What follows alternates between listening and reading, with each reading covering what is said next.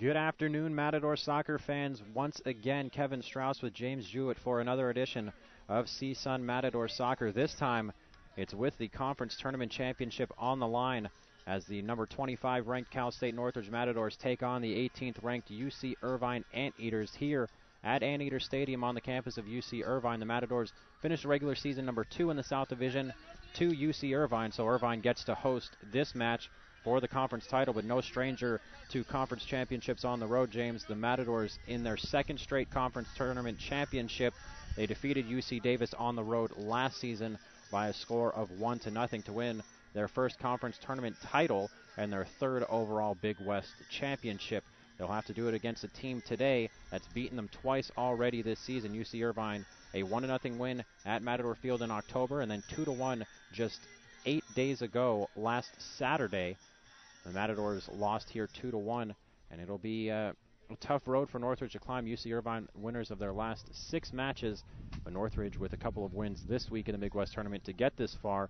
James, if you want to take a look at those Northridge victories, starting with Tuesday night at Cal Poly, or against Cal Poly, I should say. Well, at against Cal Poly, we got the victory. I know that. You will have to help me out with how that happened, but we can go right into Santa Barbara while that takes place. Santa Barbara was a crazy game, and for all of you listening, you know exactly what I'm talking about. It went up and down, left and right. It was basically a roller coaster ride that we all went on. It started out with it was Segui Levari getting the first goal of the game, and to follow, the Santa Barbara, the Gauchos came back, got 2 goals of their own. I want to say they was in the second half of the game. It was all in the second half, yes. Got their 2 goals to take the lead, and at that point, it was, I wouldn't say deflated, but the momentum was lost at that point, and then some changes were made by the CSUN bench and got everyone going again, and Segui Levari once again was able to get the game tied up.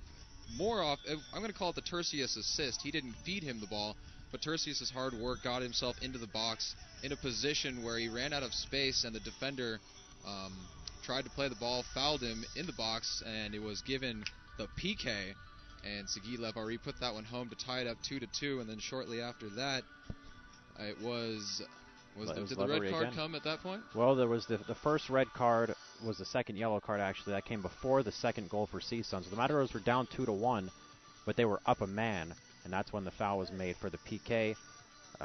About 3 or 4 minutes after that red card, Levari converted there, and then they were up a man still and a tie game until, as you mentioned, that final goal, 3-2 Cal State Northridge win. Looking back to last Tuesday, it was a 4-1 Northridge win over Cal Poly. Levari scored 2 goals in that match. Also had a goal on the PK for Brian Barad and one late for Nico Camacho. But the Matadors will have to play this first half of the Big West Championship without the leading scorer in the Big West Conference, Segui Levari. Levari, with 16 goals on the year, ties for first in the country. He will miss the first half of this game due to an incident at the end of the Santa Barbara match. He and a UCSB player kind of got into a shouting match with one another. The conference officials and the administration for both schools met, discussed the situation, and it came to the decision that Levari would miss this first half for behavior unbecoming of a CSUN Matador, and so Northridge will try to play this game in the first half. They scored all 3 goals in the second half, and Levari will be back for the second 45, but seeing if they can't strike early here and get UC Irvine on their heels a bit. As we mentioned, the Matadors have lost 2 in a row to UC Irvine this year. It's actually a 3-match win streak for Irvine in the all-time series, as the Anteaters defeated the Matadors last season towards the end of the year at Matador Field. So Irvine's won 3 straight against the Matadors. They've won 6 straight overall. But the Matadors here, having played 1 more match this week, they're a little bit more tired, a little bit more spent coming into this match, but a lot on the line and really something to prove here as they get ready for the NCAA tournament. Both these teams are a lock already, James, to get into the the national tournament. The selection show will be tomorrow morning at 9 a.m. We'll have more on that at the halftime break. Both these teams are going to be in no matter what. This is more of a pride game, a bragging rights game, and the chance to take home some hardware today. The Anteaters already have the division title in hand, trying to go for the double, while the Matadors look to win their second straight Big West Conference Tournament Championship. We're going to go ahead and give you starting lineup, at least for Cal State Northridge. I haven't seen a starting lineup box score sheet for the Anteaters yet, but for Cal State Northridge at least, in goal once again is number 0, Adam Hobbs, and he will be joined by number 5, Minor Giron, number 7, Beto Velasquez, number 10, Chris Smith, 11, Yarden Azule, number 8, Edwin Rivas, number 15, Fernando Samayoa, number 20, Trevor Morley, 22, Tanner Snediger, 23, Patrick Hickman, and number 28, David Tercius. And as we mentioned again, Leverie will be able to join in on the festivities in the second half. Leverie is the reigning Big West Conference Tournament MVP. He scored 2 goals in the tournament last season. He's already scored 5 in the tournament this year. He is the all-time leading scorer in conference tournament history with 7 goals in 4 matches, James. Right, and he's missing today's match, and I just like to bring it up to everybody at home. It was unsportsmanlike conduct, no doubt, at the end of that game, but to sit him for the first half seems a bit excessive. I mean, you know, he does what players do. You know, tempers are not tempers, but you know, the blood's boiling when you're out there, adrenaline's pumping. You're into the game, you're there to win, and he comes out and doesn't, you know, he gets in the face of the player, but no physical contact was exchanged, and because of that, he can't play today in the first half of this game. And you know, as Kevin already said, that they both are a lock for the NC2A, but it's still a big game for both of these schools, and it's still, you know, pride is on the line, like you said, and it's something that it's a big game for both schools. And to sit out a guy like Segui Levari, who's really kind of a scoring leader and just an all-around catalyst for this team, is just not right. I'm not happy about it. Well, the Matadors will have to check it at the door. The attitudes here, they'll have to remain humble and disciplined and focused, as the Matadors were talking before we left campus this morning. Head coach Terry Davila letting them know, you know what, beating Cal Poly is great, beating Santa Barbara is great, but you look around the country, you've done nothing yet. You haven't won the conference championship, you haven't won the national championship, you've won nothing this season. Go out and win this. Take it one day at a time. You can't play with Segui in the first half, then you got to do it without him. You're going to have to man up. You're going to have to come out here and take it to Irvine. Irvine has owned the Matadors the last few matches against Cal State Northridge. The Matadors won here last season 2-1 in a wild game towards the end of the year that clinched a postseason berth for CSUN. But they can keep that in the back of their minds and remember that and hope that they can come out strong in this match. They had some trouble defending set pieces in the last 2 matches against UC Irvine, and that's something that they'll have to work on here in the early going.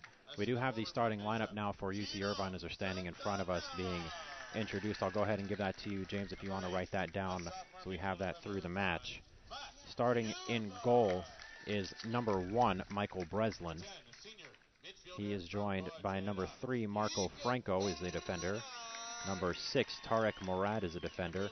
Number 7, Christopher Santana is a forward. Number 8, Mats German is a midfielder. Number 10, Enrique Cardenas is listed as a midfielder. He's the midfielder of the year, but he is the leading scorer in all categories for UCI, and we will see him up top as a forward most likely. He's joined by number 11, Cameron Iwasa, a forward. Number 15, Thomas Janjigian is a freshman defender. Number 16, Brian Breslin, the brother of Michael Breslin. He will start in the midfield. Number 17, Lester Hayes III is getting the start. So a lot of size and speed up top for UC Irvine. They've got about 4 forwards in this match so far. And the final starter is Michael Sperber, a defensive midfielder for UC Irvine. We're going to take a pause now for the national anthem and be right back. Listen to Cal State Northridge Soccer on the Matadors Radio Network.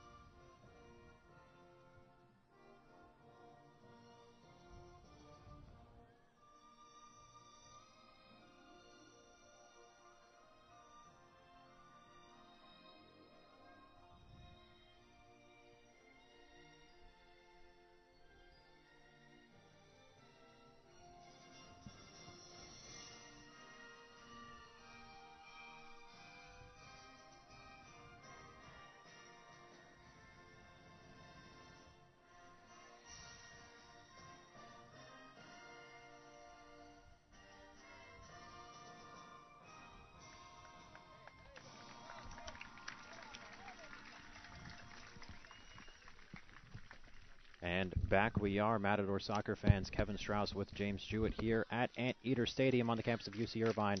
This Big West Conference men's soccer championship match between the Matadors and UC Irvine. Both teams ranked in the top 25. Northridge comes in at number 25. They'll likely rise after beating Cal Poly and UC Santa Barbara this week. Irvine a 2-0 victor over UC Davis on Friday night to advance to this match. They last played against the Matadors on November the 9th here at Anteater Stadium. They won 2-1 that match. Irvine, as we mentioned, has won their last 6. They're unbeaten through their last 7. Their last defeat was in double overtime here against UC Santa Barbara on October 13th. They also had a draw on the 19th at Fullerton. But after that, rattling off wins against Riverside, Northridge, Fullerton, Riverside and Northridge again, and then Davis on Friday. So as we get ready for kickoff here, James, what are we looking for in terms of play from the Matadors, pacing? They were very strong against UC Santa Barbara, as we saw on Friday. Very measured, very disciplined, but very attackful, offensive-minded, and that's all that's the only adjective I have for this team. They certainly were pushing the button, not really the button. They were going forward and taking shots. Insert vocabulary word. Yes. But yes, moving forward here, you mentioned they were disciplined, and they will have to be unbelievably disciplined against this Irvine squad. The Anteaters they're called the Anteaters, but I would rather refer to them as the chameleons, because they adapt, and they like what the team they're playing against will bring. They will kind of mimic it, and they will outplay their opponent in relatively the same fashion. The last 13 of their goals have come to tie games or take the lead in games.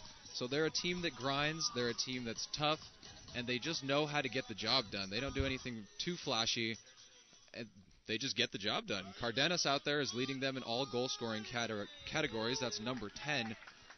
And with Segui Levari out, he doesn't have a counterpart on the other side, but the entire Matador team scores throughout the lineup. So they're going to have to get creative offensively and get their guys working and get some points on the board through other numbers besides Mr. Levari. And here we go, the opening kickoff for Northridge, moving left to right. CSUN in all white, Irvine in all blue. Matadors kick it out of bounds early, and it's a throw-in for UCI. That throw-in is towards Lester Hayes, the third of the Anteaters. The second ball won in the defense by Sperber. And up now to Iwasa. Iwasa tries to send it forward for Cardenas, but the Matadors regain possession and send it back to Hobbs. We are 30 seconds into this match here from Anteater Stadium, the Big West Conference Championship on the line. Actually, I haven't seen the championship trophy out here, and that's a surprise to me, as the Matadors have it on the far side of the field. Beto Velasquez. Velasquez still working against his defenseman, sends it back to Snedeker and around through Hickman. Hickman had a strong match on Friday at Santa Barbara, matching up against Goffin Boyoko all night long. And Boyoko's not a small man, so he's got the tools to get it done defensively. As the ball comes through Trevor Morley, the captain, coming across midfield on the near side of the field. He has Tercius in support as well as Minor Giron. Tried to go on through to Giron. The pass was just off the mark by a couple of inches, and it will go out of bounds. Anteaters with the throw-in. The throw by Brian Breslin is headed down by the Matadors, but up through Cardenas. Cardenas on the far side to number 7, Santana. Santana's got it on the right foot, dribbling towards the middle of the field. He's going to rip off a shot, and that is going to go wide left. Pulled it a bit and out for a Northridge goal kick. First shot of the match, not on goal for UCI. And both of these teams like to shoot the ball. They're not separated by too many shots, and they both have a lot of them. So both the goaltenders here will have their work cut out for them, as well as the defense in front of them. Look for the defenses to close down. We mentioned Hickman on the back line for Irvine. Are some gentlemen as well. Number 6 comes to mind, Tarek Morad. So these gentlemen will have their work cut out for them. They will be busy today. Ball in the Anteater territory was cleared out and is coming forward.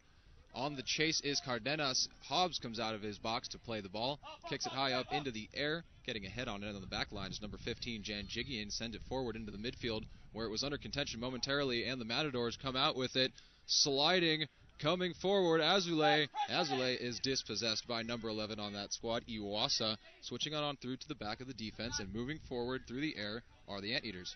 Well, they try to send it up for Lester Hayes, and Hobbs out to collect off his line. He's going to distribute it on the ground through Hickman. Hickman up the far side of the field for Northridge. He's playing in a right center back role with Snedeker out on the wing ahead of him. He sends it in to Smith. The Matadors still on the defensive half. It's with Azule who's getting the start in place of Levaris. The Matadors with more midfielders than forwards that we usually see. Pass by Morley is taken away by number 11, Iwasa. And the Matadors actually regain possession now, going the other way with Velasquez. Velasquez gets it high up into the air, finding Snedeker on the back line. Coming forward off of his defensive spot is Santana, challenging Snedeker for the ball. Momentarily, it was up in the air and brought down into CSUN territory on Trevor Morley's foot now on the back line. Switches it over to Minor Giron, near side of the field, stepping towards the midfield line. Crosses it with a pass, getting it up to Rivas. And Rivas tried to one-touch it on through to Azule, which was deflected out of bounds, and it will be a throw-in, CSUN throw-in. We're in the 4th minute of play here, right here at the midfield line in front of us, where we're sitting next to the Matador bench here at Anteater Stadium. A good amount of fans in the crowd here, a lot of red as well, as the Matadors have it on the back with Fernando Samayoa. Samayoa looking forward, had Smith in support, chooses to go up to Beto Velasquez, who came back, tried to one-touch it on through to a streaking Snedeker going up the far side. That play was broken up, and here comes Cardenas with the ball across midfield. Stepping up is Morley, getting it away from him and onto the foot of Smith. Smith looking forward for Rivas on that through ball, and it's picked off by the defensive line for the Anteaters, and they're coming forward on the attack. Well, Lester Hayes tries to touch it past Morley, but it's too strong. Hobbs off his line at the 18 and sends a long ball upfield with the foot, headed out of the way on the far side by a UC Irvine defenseman. Can't quite get the number on that. I would have to guess that's Janjigian. He looks like a Janjigian. Well, in the early going of this first half, it's been the Anteaters coming right up the middle. Not really working the outside. They've just trying to been ramming it through the slot, and they got a shot so far, so it's working for them. CSUN, on the other hand, are trying to work it on the outside, cross balls in, work triangles, get a more methodical approach in their offense, as there was a foul just here in the near side half, and it will be a free kick to the Anteaters. They're taking their time, making sure that their boys are moving forward into the positions they like, and stepping over the ball now is number 3, Marco Franco. Marco Franco plays it short on through number 8, Matt German. German sends it up to Sperber. Sperber back to German now. They're going to go backwards to Breslin, number 16 on the near side. He's going to send it all the way upfield, trying to target Hayes, but it's headed by Giron, who is probably a foot and a half smaller than him. And back and forth, the ball is still up in the air. Can't really find anybody to settle on. Off of Hayes the third, rolling back towards the baseline. Giron will pick it up and switch it on through to Patrick Hickman. Hickman goes up to Samayoa, still just outside of the defending box for CSUN. Calling for it is Tercius on the far side of the field, and Samayoa will oblige, going through the air to attack forward. It's in the box. Tercius running forward, and coming forward is the goaltender, Breslin, getting his hands on it, and I believe that's the first time he's touched the ball today, as he moves his boys forward and will send it out. The long kick upfield by Breslin is catching up in the wind that's moving from right to left. The Matadors playing with the wind at the back. Headed by Hayes. Now up to the Matadors' Samayoa, and he'll go backwards to Snedeker. Trying to win the second ball. It's all the way out to Santana. Santana trying to chip it for his teammate out on the far left side. Matadors clear momentarily. It's with Janjigian. Janjigian's got it in the offensive zone. Kicks it off of Beto Velasquez, and a throw-in coming for the Anteaters on the far side of the field. And he's going to throw it down towards the left corner flag, looking for Christopher Santana, but Hickman is there. And a foul called by the center official on Irvine. The Matadors will get to reset. Snedeker looking at his options. He sends it up into the air, looking for Rivas across midfield. Janjigian, good defense on Rivas. Got his head on it, but Beto Velasquez picked up the ball, and he's moving up. Tried to go through Smith. Had Azule streaking on the outside. Smith was forced to go back to Trevor Morley, as we have a whistle blown, and the referee is stopping play. They're calling it offside, but the ball wasn't played up the line. It was played to Smith in the middle of the field. And maybe they are calling maybe they're calling a foul, jostling back and forth, but The Anteaters will get to reset here, and they send it up through Cardenas, but kicked down by Morley, and it's going to go all the way back to Tarek Morad. Morad going to send it through to Sperber now. Sperber goes back to the D-line. Rivas pressuring the ball, forcing the defender to move forward, and the pass is picked off. Tercius on the sprint, and good job defensively by one of the Eaters back there to poke it. And now here come the Anteaters on the attack. Through ball looking for Cardenas. Cardenas getting a bit of room. Closed off immediately by Hickman and Giron. And it will go out of bounds. Looks like we have a set piece. First one of the match. And they are dangerous from the corner as it will be set up in the far upper right-hand corner of the field if you're looking at CSUN's net. Stepping forward to take it looks like Cardenas. I would have thought Janjigian would have had this one. He got an assist last match, and he had 2 assists on the corner against the Matadors a week ago. But Cardenas will be out to take it from the left corner flag and try to swing it in. He's going to maybe play it short for Janjigian now. Cardenas up and over the ball. The first chance for the Matadors to defend a set piece in the 9th minute. Cardenas sends one in. It's low. Headed up and over the top by Murad and out of play. A Northridge goal kick. Adam Hobbs stands over the ball as everyone retakes their positions on the field. Beto Velasquez has switched from the right side of the field to the left being the near side of the field, and Hobbs momentarily wanted to go to him. That pass was shut down, so he goes into the air looking for Tercius and Rivas. Getting a head on it was the Anteaters. Another head. That was an Anteater head, and it falls onto the feet of number 11, Iwasa, who under the pressure of number 11, Azule, had to go back to the defensive stripe, and they sent it forward looking for Hayes III. The Matadors have won the second ball as that one was chipped up looking for Lester Hayes. Snedeker has it on the back, and now playing around through Hickman. Still at the back as the Matadors are trying to build something up on the far side of the field. From our position, if you're watching this on Big West TV, that's your near side. The ball sent up looking for Cardenas, and a sliding stop by Hickman. The Matadors still with it now. Snedeker moving towards the center of the field, comes back to the captain, Trevor Morley. Morley has Giron in support. He will oblige. Azule coming forward, giving him a little action, drawing the defense towards him, so he goes long to Rivas, who was moderately open. Whistle is blown once again. I'm going to go with offsides. Yep, just a step there, but enough. So we're just over 10 minutes into this match. Still no score. The team's still trying to figure each other out a little bit. Shake off the cobwebs. And CSUN really trying to figure out how to get it going offensively, as it looks like Rivas has been the man, and he's got a body and he knows how to use it to keep defenders off of him, so he will be a good option to go through the air, and the CSUN Matadors know it. Now Hayes III and Azule are dueling. Hayes III was not the victor. Azule wins it, getting it over to Morley, and Morley sends it forward looking for Rivas. Rivas on the sprint while Breslin comes off of his line to pick up the ball. And that play was effectively shut down. He will switch it on through to his defender. And now moving forward are the Anteaters. Slowly but surely coming up. The pass comes across midfield. It is on the far side of the field. The second pass tried to funnel it on through to number 7 on that squad, Chris Santana. Intercepted by Chris Smith. Chris Smith to Azule. Azule to Smith. Smith back to Azule. Azule runs out of room to maneuver just across midfield, so he's forced to go back on through to Samayoa. Samayoa switches it to Giron. Giron moves it up to Beto. Beto had some Anteaters on him. His pass was intercepted by number 8, Matt's German, and German goes up through Lester Hayes III. Well, it's stolen away by Velasquez as Hayes was trying to go back to German. Matadors moving the other way on the counter. Rivas up to Azule. Azule still with it, deking a few people now before Sperber steps in and is able to knock it out of the air. Iwasa slips and slides and loses it in front of his own bench. Matadors will have a quick throw in for Giron. That's into Azule, and will Azule take a shot? No, he tries to slide one through for Tercius before it's knocked out by Murad. And through the left side with Janjigian.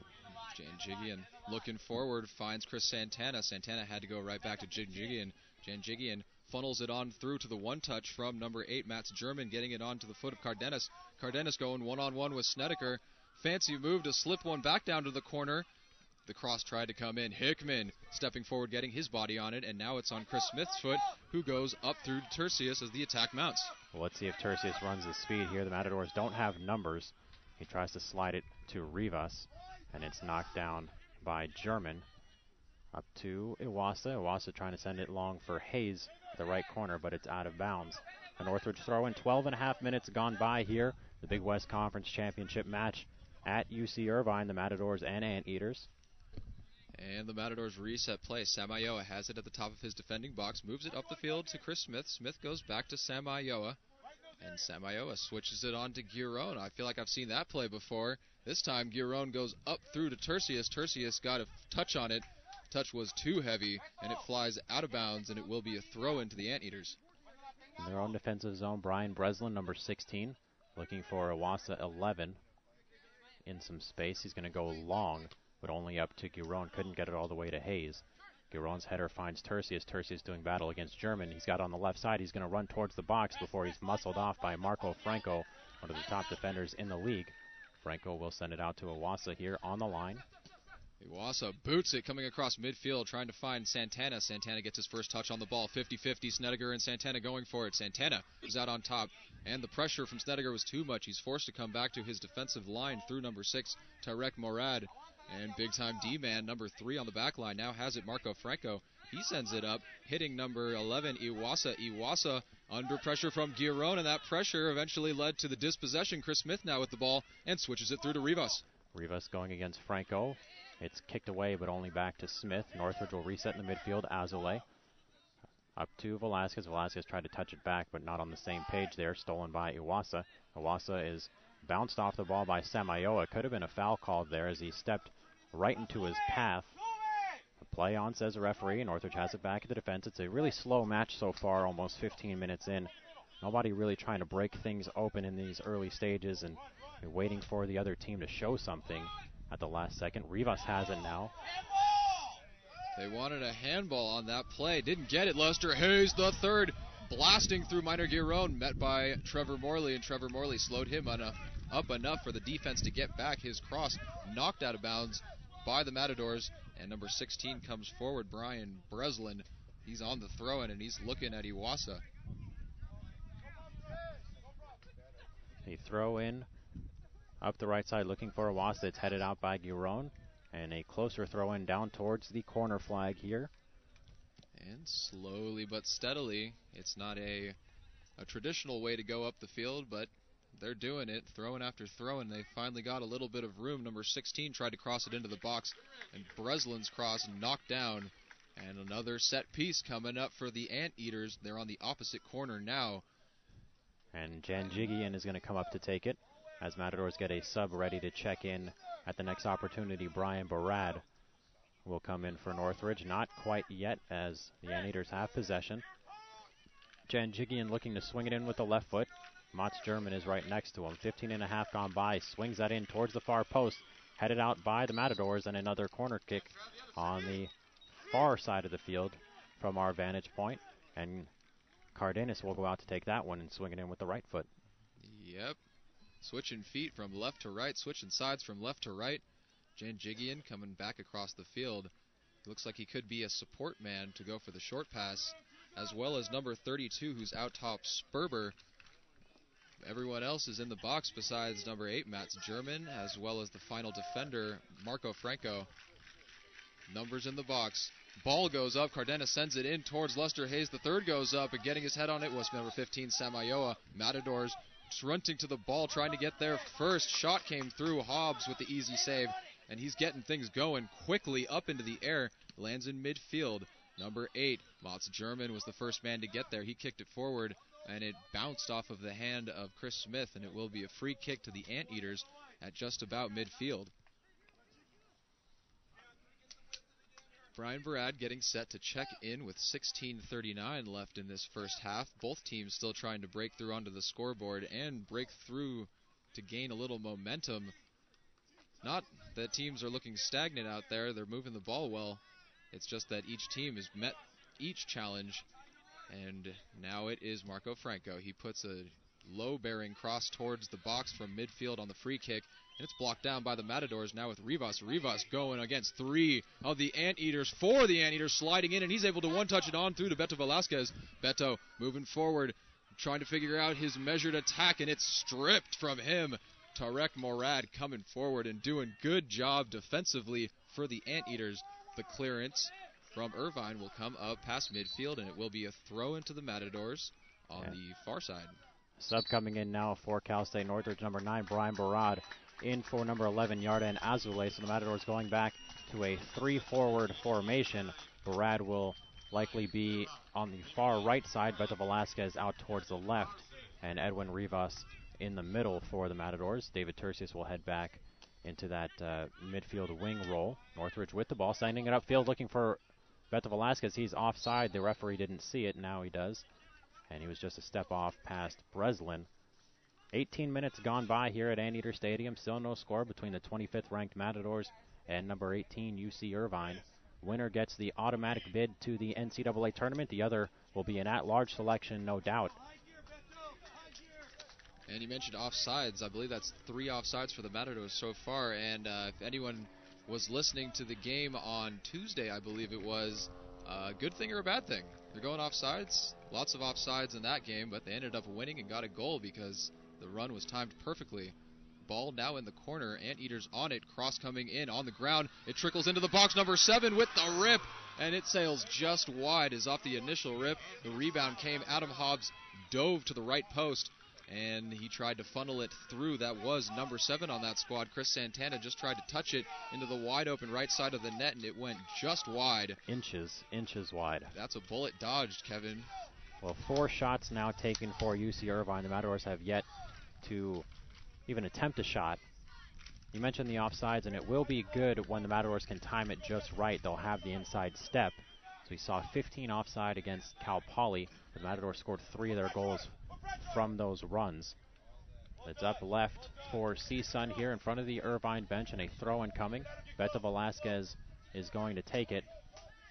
Beto has number 5 Giron and Tercius up close in support. He'll drop it off for Giron, and Giron will get the throw-in, puts it to Rivas. Rivas just outside the box was able to cradle it momentarily. He was taken down, and the ball is no longer on Matador feet. And it's back on Matador feet now as the strip came, and it's with Chris Smith just about midfield into the attacking zone for CSUN. He's maneuvering, looking for options, finding somebody. He might have to go back to the D-line. Well, it's with Snedeker now. As the Matadors, we mentioned, haven't had a shot taken yet. Last season against UC Davis in the conference championship, they scored a goal on their first shot. Edwin Rivas is taken down with the ball still bouncing around, still in play, no foul called. Now a shot taken by Samayoa is blocked, and it's running out there. A goal kick is given. I thought it kicked off of a defender. But either way, that's the first shot I think they'll give it. Perhaps not. It was way out there, but body language indicated that that was a rip. He wanted it. Now the ball in the backfield. Breslin, goaltender Breslin, stepping forward on the kick. He'll put it up into the sky.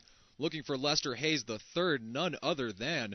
He'll put it forward on his head, but no other Anteaters were there to pick up the loose ball. And it's now with Adam Hobbs in his own box. He'll roll it out to the captain. Captain has Minor Giron in support as well as Tercius and Samayoa. He goes up on through to Chris Smith. That was a ballsy pass, and it's intercepted. Number 7 coming back forward. Santana pulls up, tries to find somebody. It's dispossessed by Hickman. Hickman gets the ball up into the air, and it's taken by the back line of the Anteaters. Now with a Janjigian. Janjigian switches it over to Tarak Marad. Excellent pressure there by Rivas. He forces him to come all the way back to the top of the box. Number 3 with it, Marco Franco.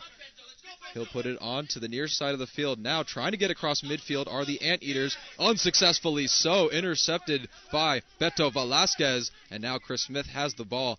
He's got his head on a swivel, seeing mostly blue. Finds some white through Beto. Beto switches it to Tercius, and he's dispossessed. Now, coming back the other way is Chris Smith. This game is getting slightly out of hand. And boom, number 3 coming forward, getting in the air and colliding with Tercius. Tercius went down. The ball trickled on through to the goaltender, Breslin. And that will be the end of that exchange. Blows being thrown by both squads there. And it's here we go. I believe the game is beginning with 21:53 left in the half, or the first. The clock over there is counting up, so we've got 23 minutes left in the first half as we enter the 23rd minute of play. I was mentioning the Matadors without a shot here, and the match last season at Davis for the conference championship, the Matadors scored on their first shot. That was Segui Levari. It was the only goal of the match, and the Matadors won that one 1-0. So we'll see how the first shot goes for the Matadors here. as the last one by Samayoa was not recorded as a shot. Ball up for UC Irvine now before a jump kick, or like a scorpion kick for Chris Smith to clear the danger, as it was well behind him, moving against the run of play. Giron with the ball now puts it back to Hickman.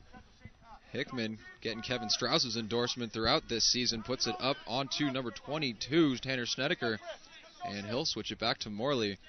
Forwards aren't able to get open so far until Beto Velasquez emerges. Got the pass from Giron, couldn't handle it. It will go too far and cleared out of bounds off of a Matador foot. Stepping forward is the man who usually does, number 16, Brian Breslin. Looking forward to Iwasa, goes over the top, searching for Cardenas. A foul called here on Cardenas, undercutting Minor Giron after the long throw in. So Matadors will have a free kick coming up. We've got under 22 minutes to play in this first half, still without a goal. We were goalless through the first 45 on Friday night at UC Santa Barbara, and then we saw 5 second-half goals scored. Maybe in for the same thing here, or it could just be one of those 1-0 matches again. Well, you mentioned second-half goals, and Irvine is undefeated when taking the lead in the second half. So mathematically, they might have the advantage, but math's only as good as the players make it. As the ball comes bouncing back towards the box, that was off a Matador foot, so Breslin, the keeper, will get the free kick to restart play here. The Anteaters moving slowly as the keeper sets up the ball. More numbers coming to the midfield line. He'll step backwards and get ready to boot. Sending it upfield now, and that one is catching in the breeze a little bit. It just makes it to the halfway line, headed by Chris Smith. Out of play, a throw-in coming. It's a little bit less dangerous of a restart than the goal kick, as you can only throw it so far. And Janjigian throws it upfield looking for Cardenas. It falls with Santana. Santana working backwards towards his own goal. And now moves it forward to Cardenas. Cardenas looking for Lester Hayes.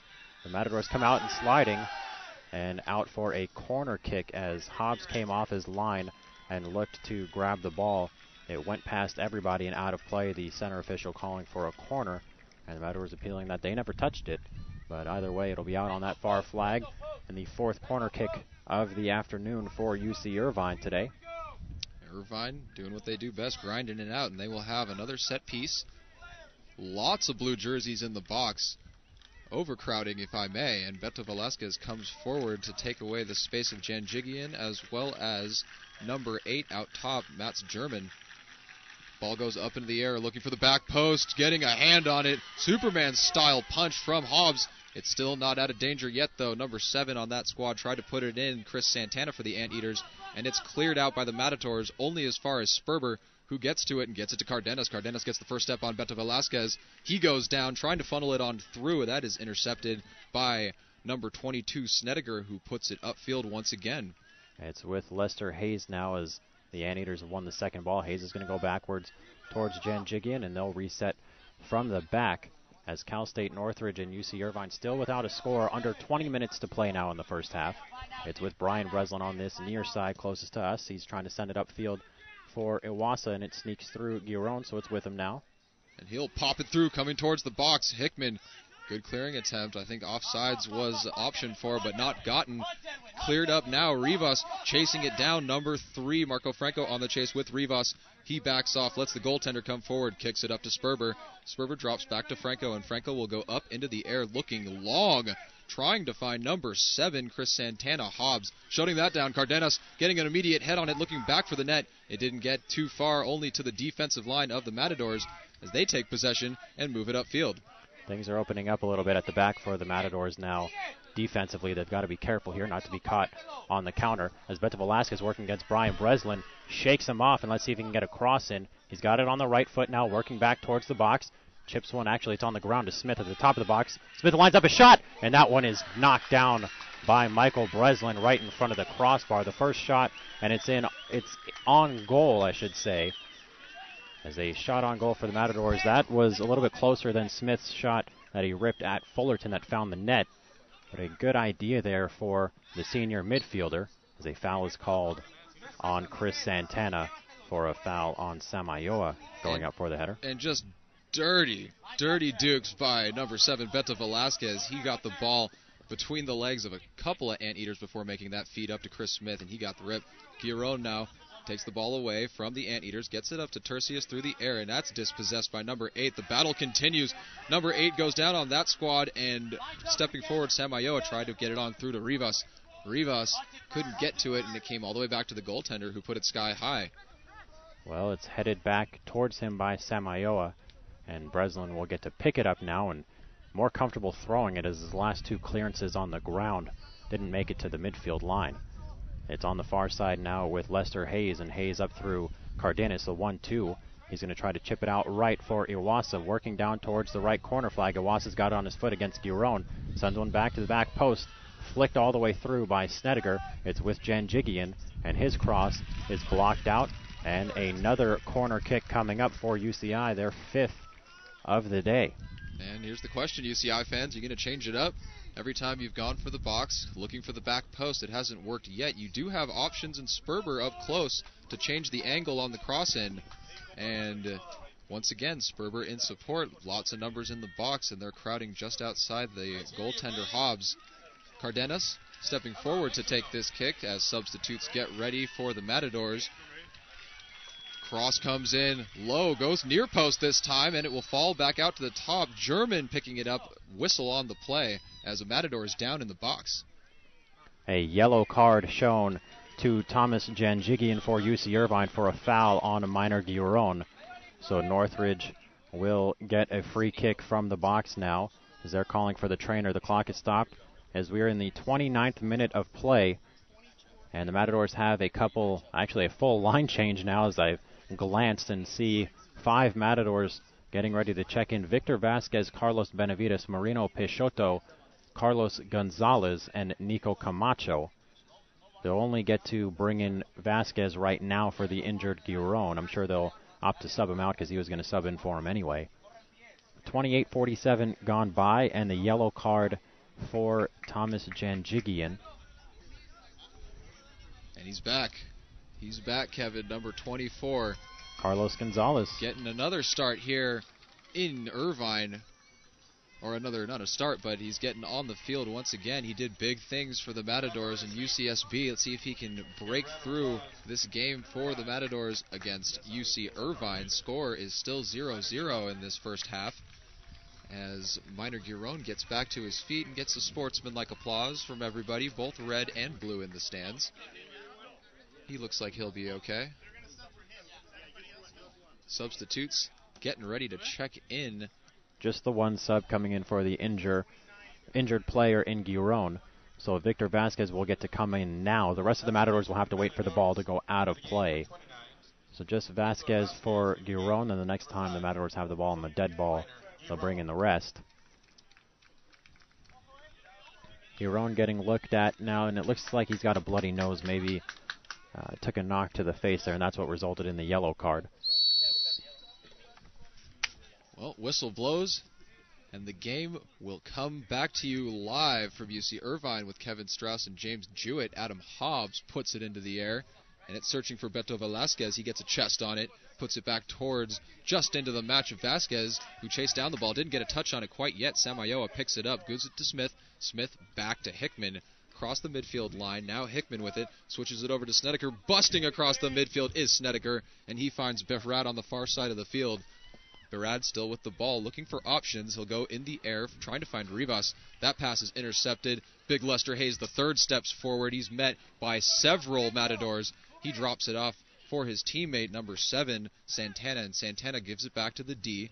And the defense now able to slow things down for the Anteaters, giving it over to big-time D-man Franco, and Franco looking forward, slips the pressure of Tercius, and he's going all the way. He's taking it up, drops it off for number 7, Santana, on the near side of the field. He'll 1-2 it on through to Iwasa, and that pass had a little bit too much steam on it. Rolls down the baseline, and it'll be a goal kick as well as a full-on change for Matadors coming into the match.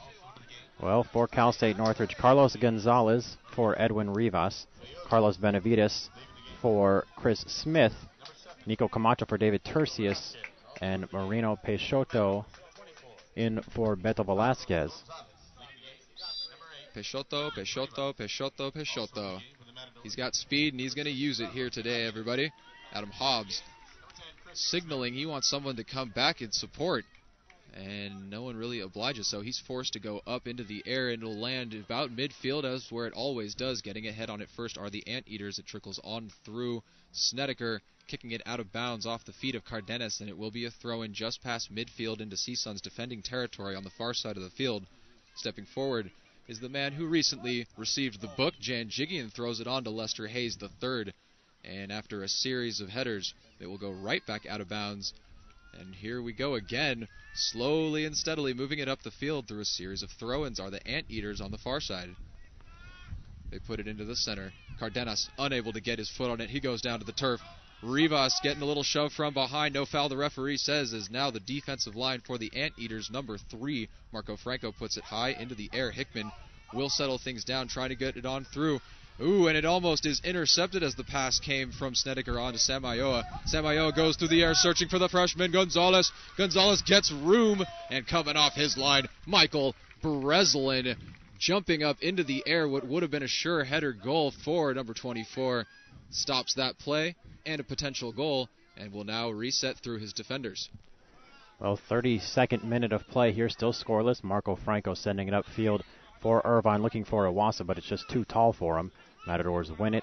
It's with Marino here right in front of us. Peixoto moving upfield, finds Camacho. Camacho pulls out of the run there and gets it back to Vasquez. Matadors building the attack here on this near side close to us, trying to find Camacho on the through ball, and it's lost. Back to the line now, and the Matadors have it with Camacho as he is fouled by Cardenas. Matadors with a free kick in the offensive half. They'll send it back to the right side of the box, I would imagine. Well, it looks like they're stacking players on the right side with Peixoto in support on the left. They go through to Peixoto, and it will be a throw-in to the Matadors as number 11 stepped forward there. Iwasa knocking it out of play, interrupting the pass, and it will be a throw-in.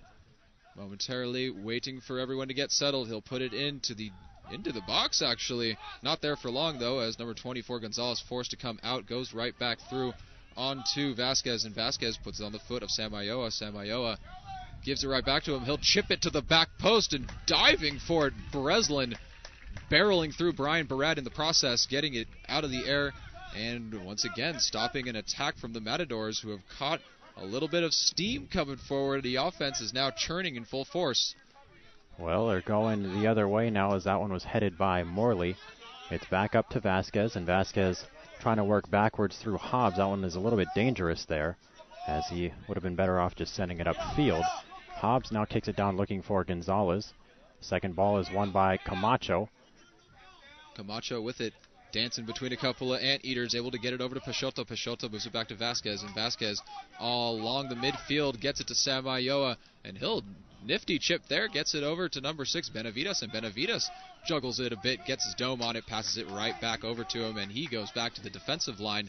We are now at midfield, far side of the field. Snedeker comes across, slips past Lester Hayes III, and has room. He has speed, drops it off for Camacho. Camacho one, touches it back to Snedeker.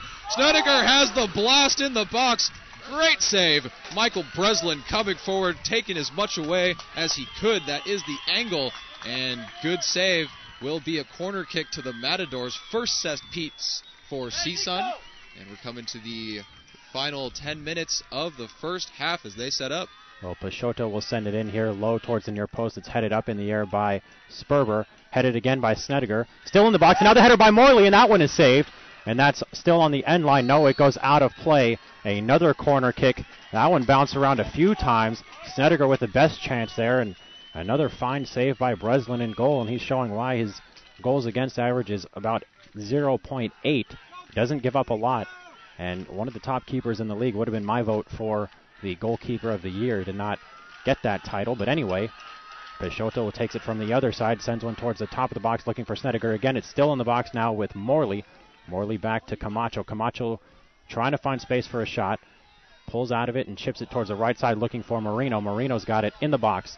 Switching to his left, a shot is deflected, and that one's going to go out of play. And the third corner kick coming up for the Matadors in a row. Knocking on the door. Who will answer, or will nobody be home? We'll have to find out. Marino Peixoto coming out towards this near side corner flag. the left side if you're looking at the goal mouth with under 10 minutes to play in this first half. We'll see Marino send one in again. Sends one to the back post. And a header there by Gonzalez. And that one is caught by Breslin at his left. Another shot on goal for the Matadors. All of a sudden, 4 saves in the match for Breslin, 3 in quick succession. And the Anteaters will be happy to get a breather for a moment on defense. And Snedeker, kudos to that man. He started that entire play, slipping Lester Hayes III, getting it into the zone, giving the one-touch pass, continuing his run, getting the initial shot that started that offensive avalanche. And the Irvine Anteaters were ready for it. However, a lot of momentum now on CSUN's side, and once again, Snedeker getting himself extremely involved in this game. And he's on a front runner for player of the match as the Anteaters are now out of bounds. They have a throw-in far side of the field just across the midfield line in CSUN's defending zone. And he's taken a few steps back. Looks like he wants to go long up to Lester. That's not Lester Hayes, number 23 on that squad. That is Dennis Martinez, newly into the match.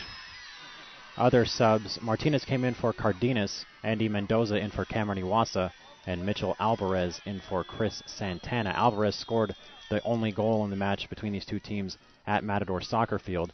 After Mats German hit the crossbar, he was able to put it in on the rebound. But anyway, it's still with UCI now as Snedeker wins possession. Snedeker puts it up to Benavides. Benavides goes back through to Morley. Morley approaching the midfield line, gets across through a pass, and it's now on the foot of number 29, Vasquez. Vasquez coming back to midfield, finds Samayoa. Samayoa met by Lester Hayes III, forced to go back to Morley, who once again brings it across midfield. Peixoto now with it, attacking zone, moving forward, tries to funnel it on through to Camacho. That pass is intercepted, and moving forward are the Anteaters. Lester Hayes III stepping forward, but Trevor Morley got a touch on it, poked it on forward, and Samayoa picks up the pieces as this offensive attack will not stop for the Matadors. It's with Benavides. Benavides is swarmed by 3 Eaters, and it's kicked out by number 2, Andres Mendoza. All the way upfield, Morley gets back to it and is going to slot it through to Hobbs. Hobbs back to Morley near the right corner flag. 38th minute of play, no score here. Big West Conference Tournament Championship from Anteater Stadium. Matadors and UC Irvine. Now with it, number 29, Vasquez gives it to Samayoa. He's been a pivotal point in the midfield for the Matadors so far. He'll give it over to Benavides. Benavides back to Hickman, and Hickman has Snedeker. He's itching for the ball. He's calling for it on that far side, and Hickman went with the safer of the 2 plays back to Morley. Morley up to Camacho, and Camacho will once again find Vasquez on the near side line, moving forward, trying to get the pass into the box. It's low, touching it on forward. Freshman number 24, Gonzalez, slowly becoming one of my favorite players on this field.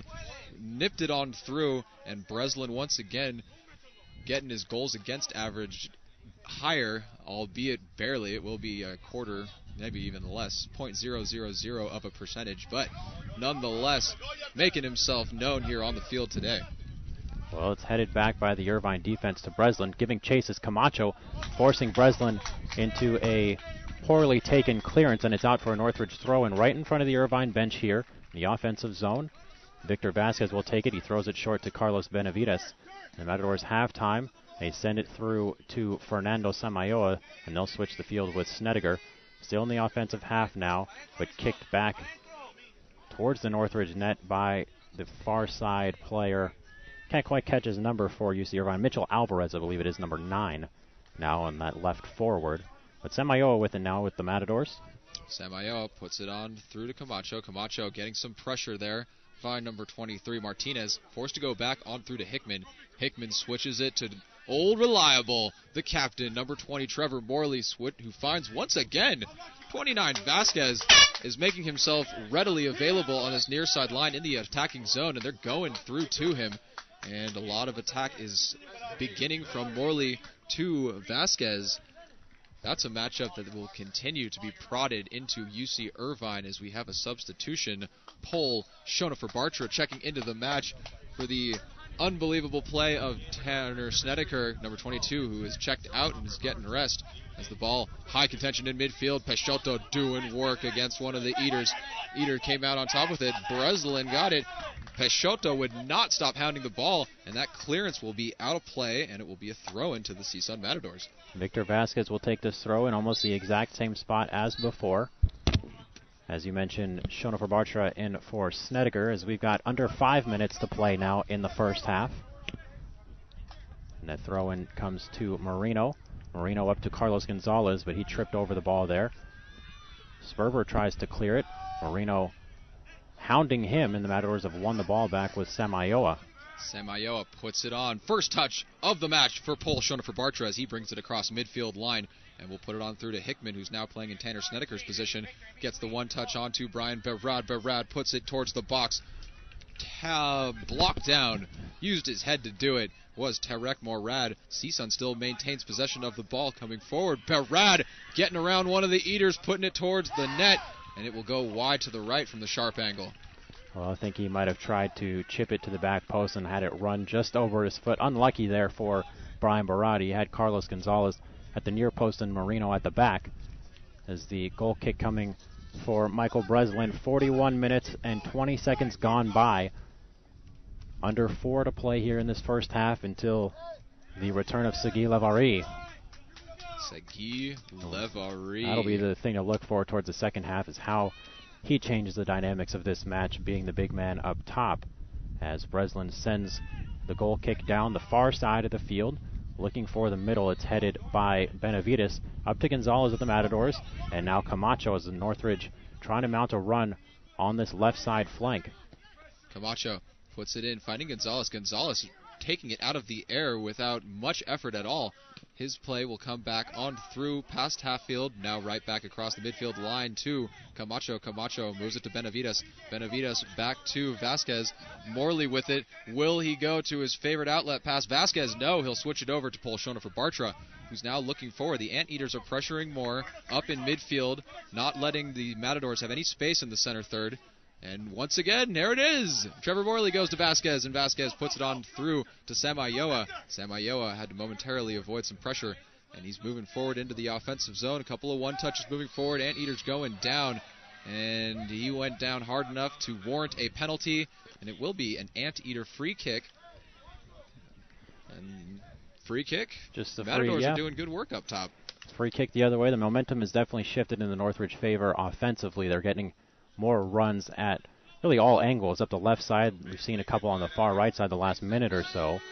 Free kick for Marco Franco of Irvine, just in front of his box, heading upfield. He's going to send it towards the middle, looking for number 24, Randall McDermott, who came in for Lester Hayes a few moments ago.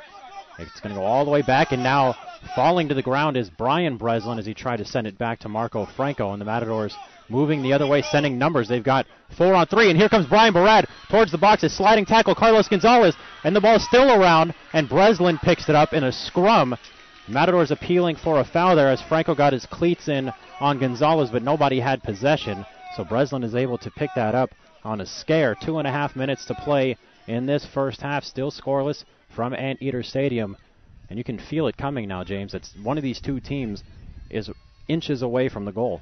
And it's, as the ball has not been in the Irvine attacking zone lately, I'm going to say it's the Matadors, but Breslin, the goaltender, keeping his boys in this game, still 0-0. It could very well be 1-0, maybe even 2-0 if fortunes were on our side, our being the Matador side.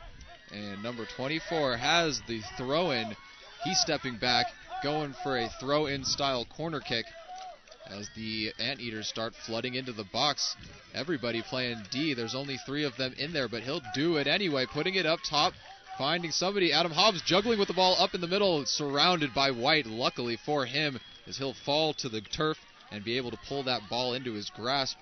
And it will be a reset here for Adam Hobbs and the Matadors. Holding their breath there with the Matadors. Hobbs went up for the catch. At the same time, Morley went up for the header, and they hit each other, and the ball dropped down, but the Matadors swarmed the ball and let Hobbs get back on top of it. Trying to mount one last chance are the Anteaters, but that long ball is sent all the way up to Hobbs. Hobbs is going to just kick it up in the air. 10 seconds remaining in this first half, and that should do it in terms of the score line. It should be 0-0, as well as skied straight up in the air by Camacho. And that's where we will end the first half. No score here in the Big West Conference Tournament Championship. We've got a 15-minute halftime break, and then we will rejoin you here. We'll call it 10 or 12 minutes, James, before we preview the second half, catch our breaths, and figure out where this game is going to go, as we've got no score, and really if it ends on full time, no score, we'll head to 2 overtime periods and potentially penalty kicks to decide the champion of the Big West in the automatic bid. We hope it doesn't come to that, because we want this game to be decided on a winner. But anyway, 15-minute break, fans. We will rejoin you here in between 10 and 12, just after 3 p.m. on the West Coast. This is Kevin Strauss with James Jewett. You're listening to Matador Soccer on the Matadors Radio Network.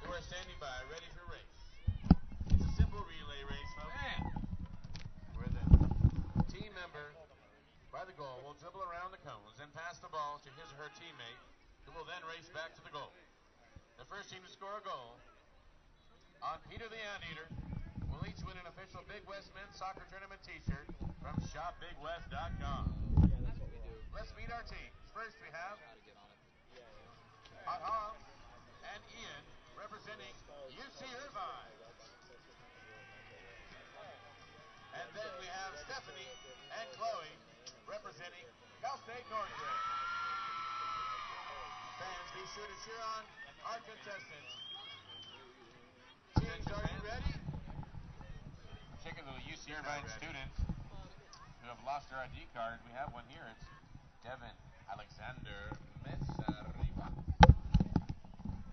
Come get your ID card at the announcement booth. Devin Alexander Mesa Riva. Come on down.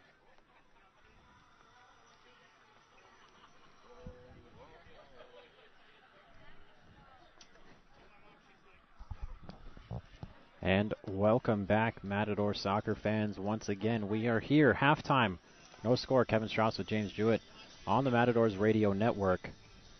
No score, but as I was saying at the break, at least talking with some of the staff here from the Big West watching this game, the Matadors did what they came out to do, and that was to hold serve in the first half, to not give up the goal early.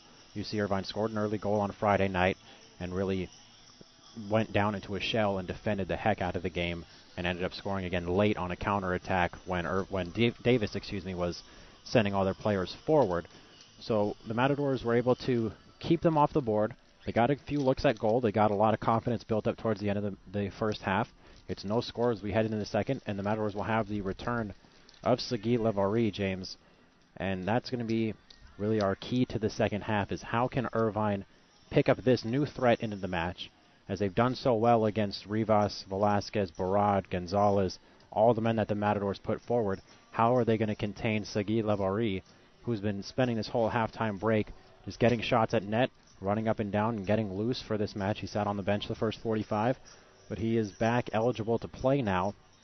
And CSUN will have the chance to come out of Irvine with the Big West Championship. I want to mention before we break down the first half, for those joining us again at this break, tomorrow morning is the NCAA selection show for the postseason tournament.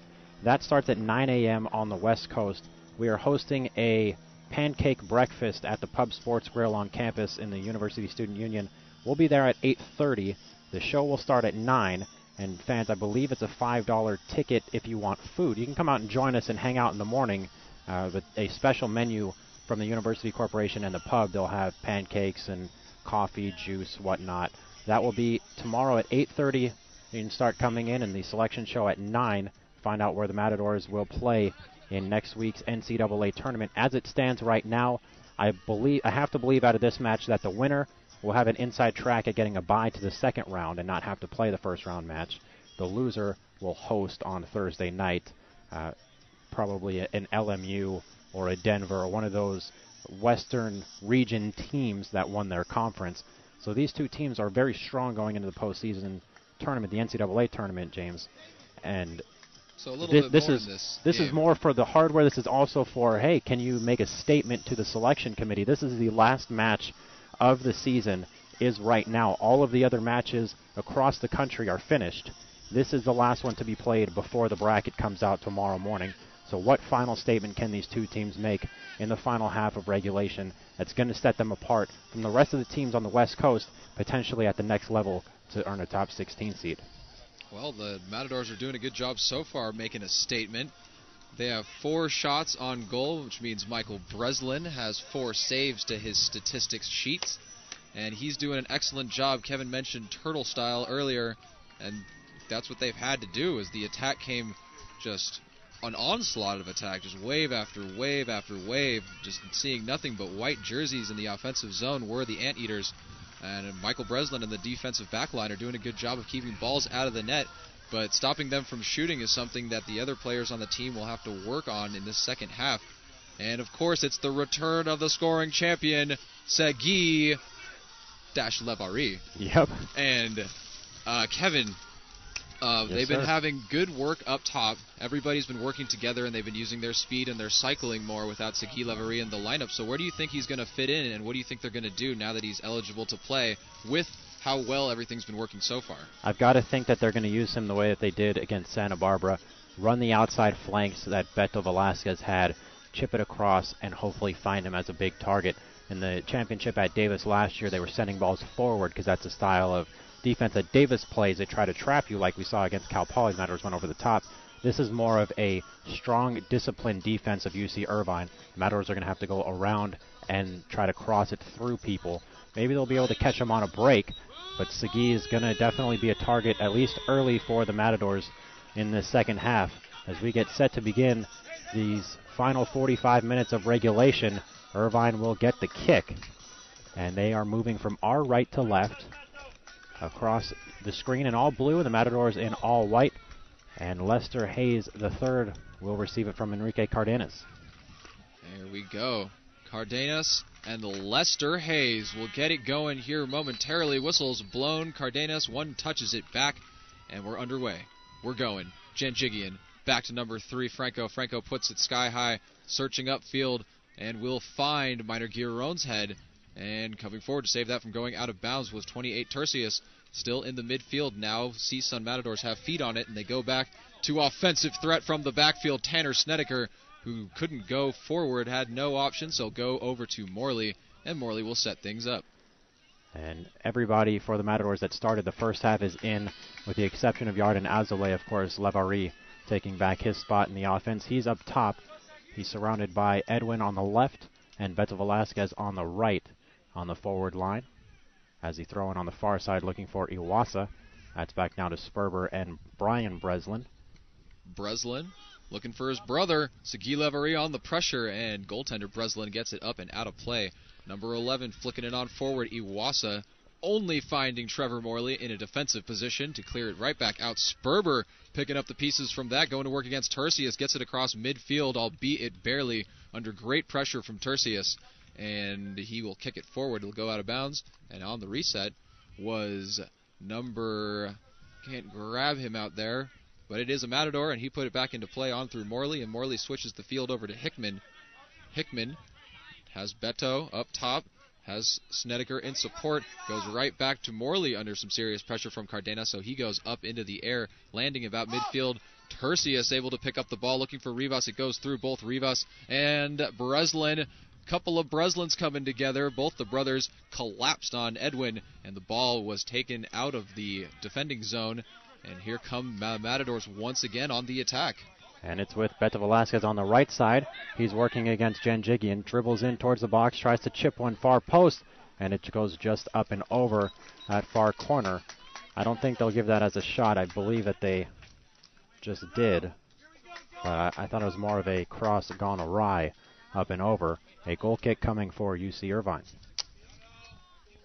And Breslin giving the hand signal with the hands palms down, facing down, like, come on, guys, let's slow it down, let's get our game back together. And he puts it up into the air, the ball falls, and Cardenas getting ahead on it, but quickly surrounded by both Snedeker and Samayoa. Picking up the pieces from that assault was number 8, Mats German, and German goes back to the D-line. Up in the air will be the ball, and not getting anywhere. Out of bounds, just past midfield, are the Anteaters, who throw it back in. And that throw-in goes long up to Morley. It's to Tercius now. Tercius, the Matadors have numbers in attack. Tercius running the middle of the field, looking to go out left and slide one through to Rivas. He couldn't get it all the way through. It was blocked, but still in the offensive zone for the Matadors. It's with Smith. Smith trying to flick it back to Levari before he overran it. Coming the other way are the Anteaters. It's Enrique Cardenas, and he's going to switch the field on the near side closest to the benches to Chris Santana. Santana working against Snedeker. Getting a lot of space on the right, seeing if he can put a shot towards the net, gets one on the ground. It's blocked out by Hobbs. A save there for Hobbs and a corner coming up for the Anteaters. And this will be the 5th, if not the 6th, for the Eaters today. Corner kick.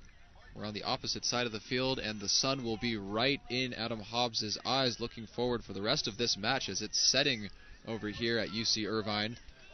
Corner kick now, Janjigian stepping forward to take it. And once again, he has support players. That will be number 8, Matt's German. But he'll go up into the box, back post. Getting hang time was That's Brian Breslin. Breslin and Hobbs. And Hobbs had better position. And, of course, the benefit of being able to use his hands, grab the ball out of the air, and was able to stop that play from getting any more dangerous than it looked. Ball now in midfield. Tercius and Santana going at it. Santana, good spin to get away from Tercius. His next touch, however, fell onto the feet of Samayoa. Tercius now with the ball going against number 7. Once again, that battle continues on through to Samayoa. Samayoa gets it out to Morley. Morley stepping off his defensive line and coming across the midfield. He's got space. Sliding in is Sperber. Sperber touches it outward, and Edwin Rivas able to pick it up. He'll send the cross into the box on the ground, and there he is once again. He's been doing it all season long. Marco Franco got in the way and deflected that out of bounds. So from one end of the field to the other, corner kick to corner kick. It'll be a throw-in, actually. It curled around the box. Stopping the clock now is the center official. I believe that they're trying to go inspect the goal on the Matadors' end. After that last corner kick, Brian Breslin crashed into the post, and it looked like it moved the goal a little bit. So the assistant referee is down there to make sure that it's still on its line and making sure that it's secure in place with the anchors there. And everything should be okay now as the Matadors have a throw-in deep in that corner, closest to the stands on the left side if you're looking at the goal. Minor Giron is out to throw it. And he has numbers in the box. He's going to go for it. Coming forward in support is Beto Velasquez. He'll go to him. 15, Janjigian right behind him, goes right back onto Giron. Giron gets it airborne, looking for the box onto the back post. Breslin coming forward to knock it loose, and here he is. Offensive threat from the D zone. Snedeker rips it towards the back post, getting his head on it, and it goes off the crossbar back into play in the box. Chris Smith on the hound. Iwasa clears the ball, and now they can breathe momentarily, the Anteaters, but Snedeker looking to get things going and pick up right where they left off is on the throw-in, has Beto in support. Tercius in motion, looking upfield. He'll go to Tercius short, probably will go right back onto Snedeker. Yes, he does. Snedeker has support through Samayoa. He'll go to him, and streaking down the far side is Giron. He'll get the pass from Samayoa, chipping it on forward. Rivas trying to get a step past Sperber, but Sperber's been all over him all game, and it'll go out of play. Throw-in once again for the Matadors, far side of the field. Do they go for the box, or do they play it short like they did last? Once again, it's the 1-2. Tercius right back to Giron. Tercius has a little bit of room to maneuver. Tries to funnel it on through back to Giron, sliding to keep it on Matador feet. And Chris Smith will oblige to the corner. He's able to grab it. Iwasa on, nope, that's number 8. Matt's German playing some D on him. Matador still have possession of this ball, and this offensive attack will not let up. Segui Levari now with it in the corner. Levari tries to send one back on the right side, and he goes just over the end line before spinning back and sending that one in. So it's out for a goal kick in the 52nd minute of play. No score here in the Big West Conference Championship match. Northridge at UC Irvine. And here comes Breslin, the keeper Breslin, that is. Once again, giving the hand signal, slow it down. Now communication between the coaching staff and the defensive line. Number 6 having words to Rick Murad and getting instruction from the coach. Ball back into play. Matt's German flicks it on forward, looking for Iwasa. Iwasa getting his head on it, but it's now in contention in center field. Good work there by Mats German, able to muscle it away from Sam Iowa and get it onto Anteater feet. And the next couple of passes that happened were not the most successful as it rolled out of bounds, and the CSUN Matadors get the throw-in. Well, the throw-in is chested by Edwin Rivas too strongly. It's with Iwasa now before Hickman steps up. It's still with Cardenas and bouncing around at the top of the box. Iwasa now to Santana. Santana tries to chip it forward for him. Hickman back again. Pops it straight up in the air. And now a head flicked on by Snedeker to Smith. Still defensive. Smith is able to turn around and clear it out past the midfield line. Going backwards is Tarek Morad to get space from Levari. And it's with Marco Franco. Franco gets it sky, looking for number 7, and Snedeker on the head to block that down. Cardenas picks it up, floats it into the middle, where number 11 was able to pick it up. That was Iwasa. Iwasa once again tried to go through the box in the air on a little chip pass. It's still in the box, still on Anteater feet. The Matadors have collapsed now, as it is with number 7 on that squad, Santana. Santana stutter stepping, trying to get room, gets the cross in. Finally, Lester Hayes, the third going up, not able to get good dome on that ball, and it will fall into the box and cleared by CSUN. And I believe it was deflected off an Anteater on its way out. Good body position there by Edwin Rivas to let that ball fall out of bounds. And Minor Giron will get the throw-in and the reset for CSUN. On the far side, as you mentioned, is Giron. A whistle now from the center official to keep Giron in the spot. He was inching up field before the throw-in. Tercius is able to kick it over his head and bounces back to Franco on the second ball, now with Murad. Murad puts it up through to Mats German. Mats German comes across the center field line through a pass, and it will be on the feet of Iwasa, I believe. Iwasa getting speed, streaking past some white jerseys until it's finally taken away. And now it is Beto Velasquez to make a Iwasa-type run. He's slowed up by number 32, Sperber. He'll go back to Snedeker. Snedeker once again getting involved offensively. Gives it on to Smith. Smith, one of the assist leaders in this league, tried to get it on through to Segui Levari to finally get that man a touch in the box. And it was deflected out of play by the Anteaters. Play is reset now. Snedeker with it, being hounded by number 7, Santana. He's forced to go back to the captain on the back line, and he'll switch it on through to Minor Giron. Giron up to Rivas. Rivas having to deal with number 8, Mats German, and he's dealt with. Gets past him, pops it up in the air, and Segui Levari finally gets his first touch on it. It was a great pass by Edwin Rivas to float it into the box. Getting his laces on it was Segui Levari, going top shelf, but it was just too high. Too much on it. And good work by the Matadors, getting pressure and getting shots, making Breslin do what he does best. Yeah, I think Levari was trying to more get a downward angle on his foot to send that into the net, and he ended up getting a little bit under it on the upswing and kicked that one up and over the bar. As the goal kick by Breslin is taken in by Tercius. Tercius trying to touch it forward to Rivas, taken away by Sperber of the Anteaters up to Iwasa. Iwasa trying to chip for Cardenas, and Morley is there to meet it.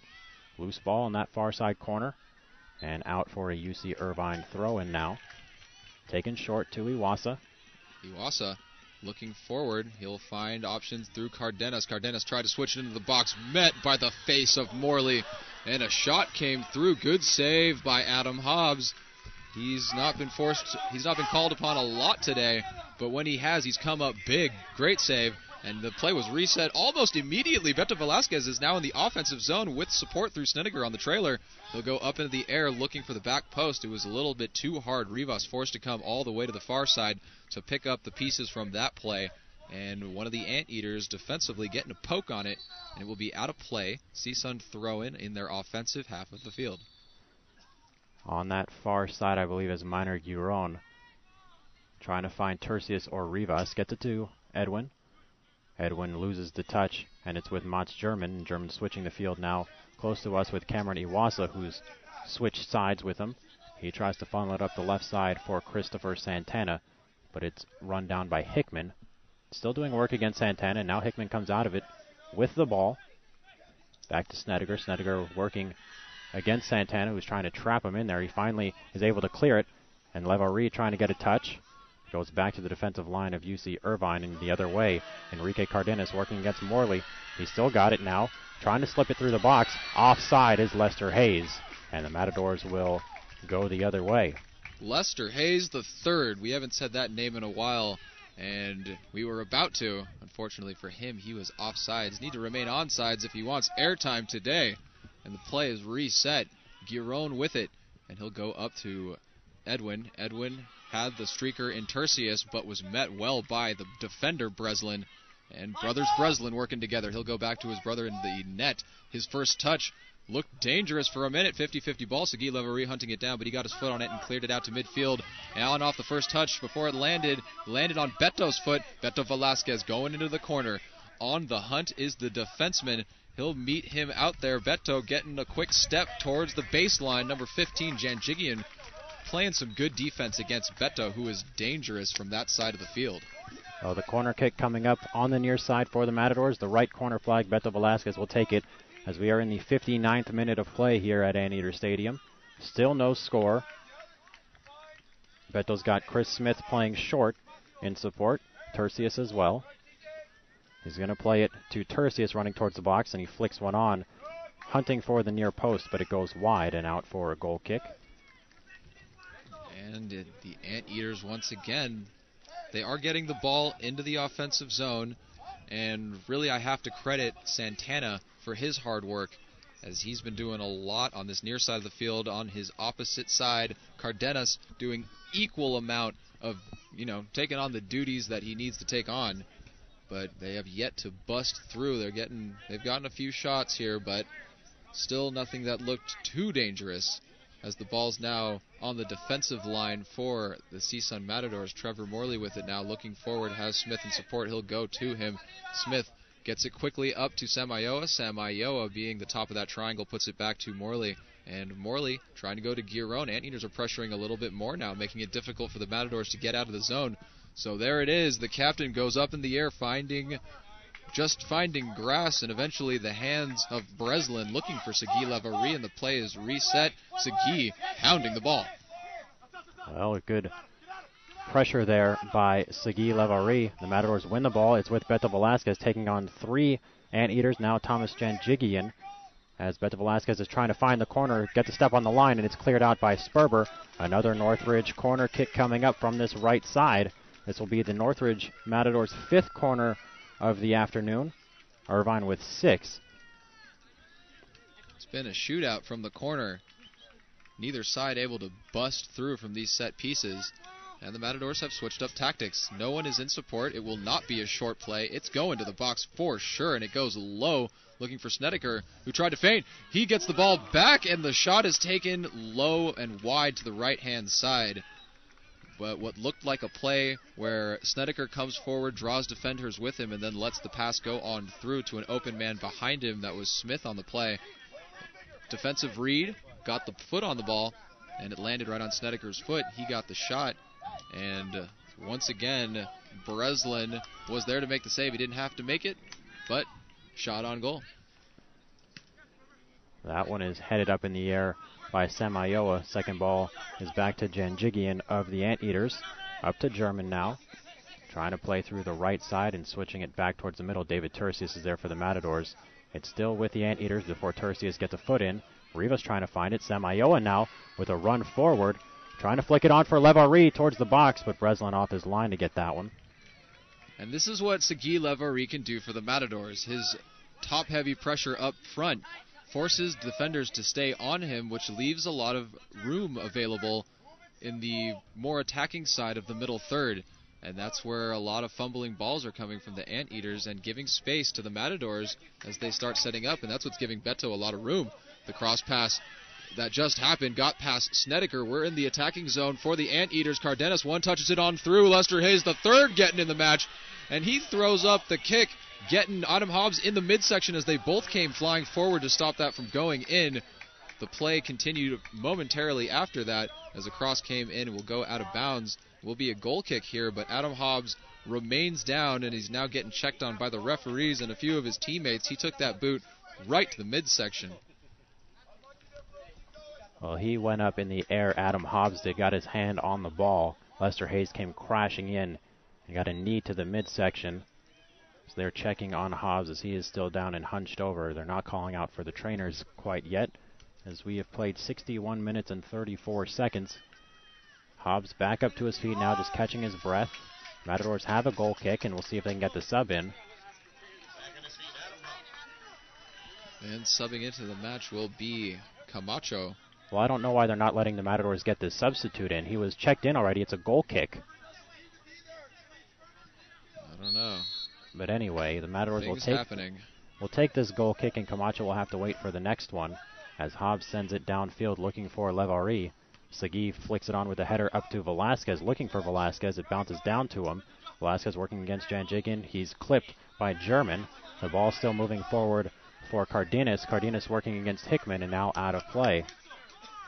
It's out of play, but now in that collision that started the initial play, number 8 collided with Beto, and, or no, it was Chris Smith coming forward to pick up the pieces, and they went, it was a contact, both going for the ball, and perhaps one of the players got more contact than the other, and that is Mats German, who's still down, and he looks to be in much discomfort, getting some help from his teammates back to his feet. The trainers are on their feet for the UC Irvine team. They are not called upon as of yet.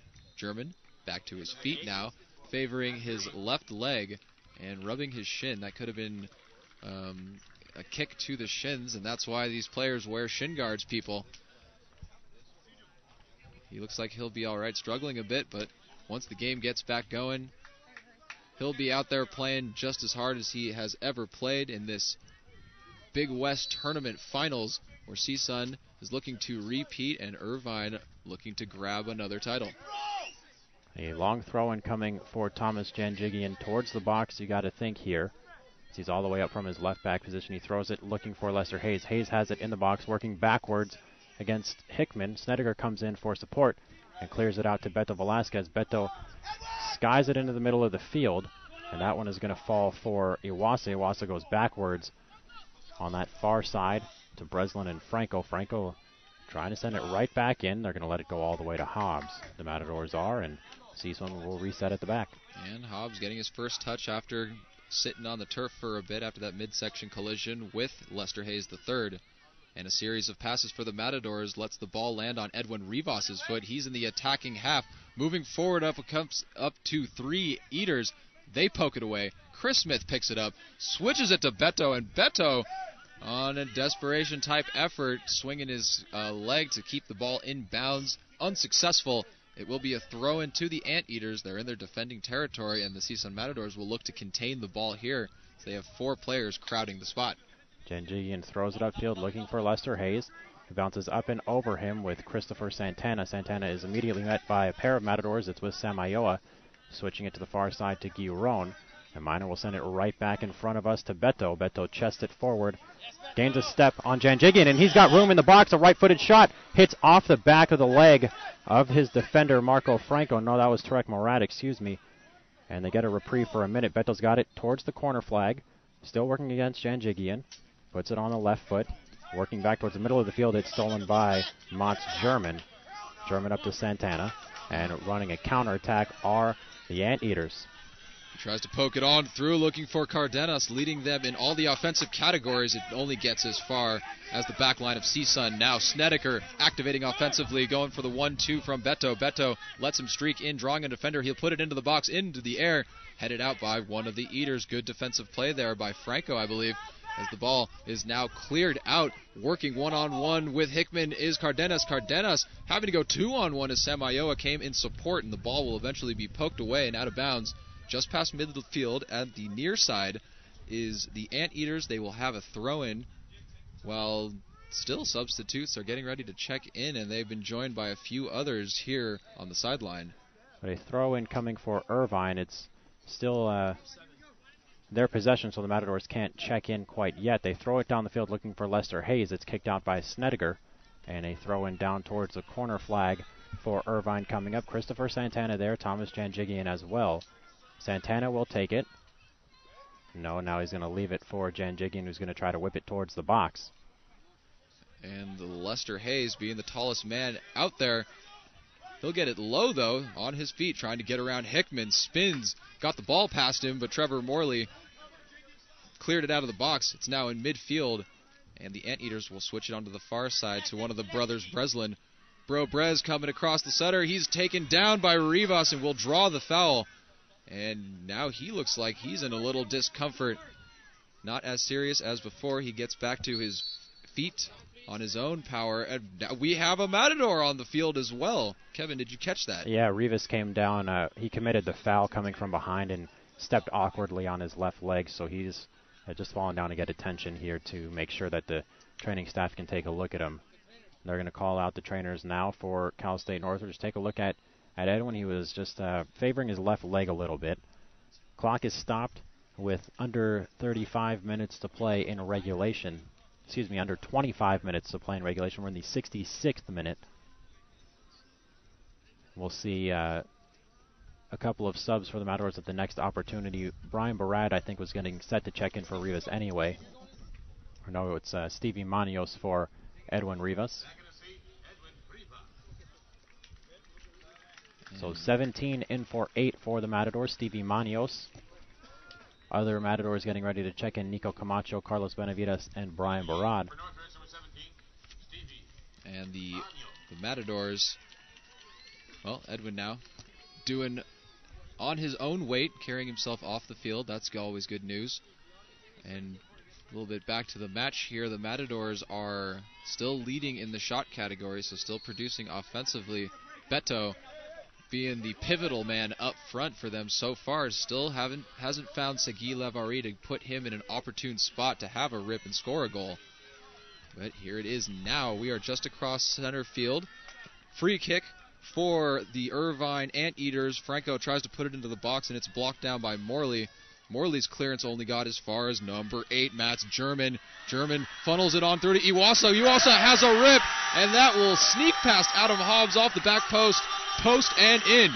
Post and unfortunately in. He'll touch twine today as the Anteaters will take a 1-0 lead in the 65th minute of play.